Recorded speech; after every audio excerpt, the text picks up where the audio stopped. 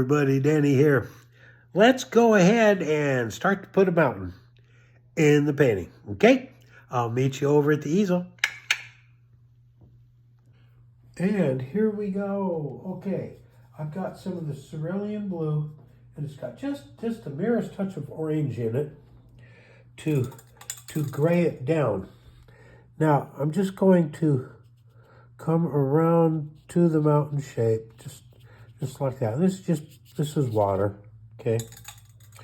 Because I want this paint not to lay in a lump, but I want it to move around. Now, we're probably going to do this mountain in 2 shots, okay? First one, we're going to put down just the basic gray blue, because our mountain is not going to be necessarily the star of the show, okay?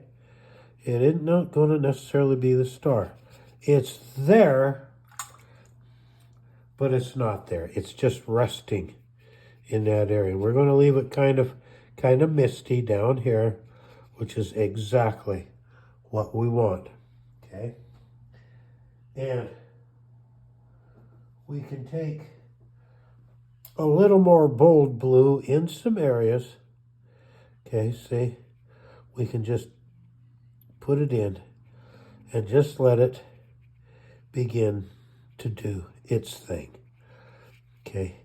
It's suggesting, but it's not slapping you in the face. And that's what we want it to do. Now we're going to just leave that to dry. We're not going to lose all this white. We need snowfields.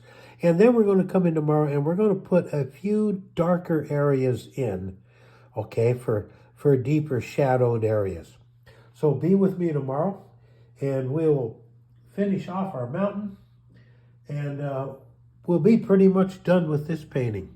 So be with me tomorrow. Be sure to like, subscribe, hit the link, hit the bell icon. Leave comments. We really need those comments. And remember that Ann and I love you. We love you. We love you. We love you.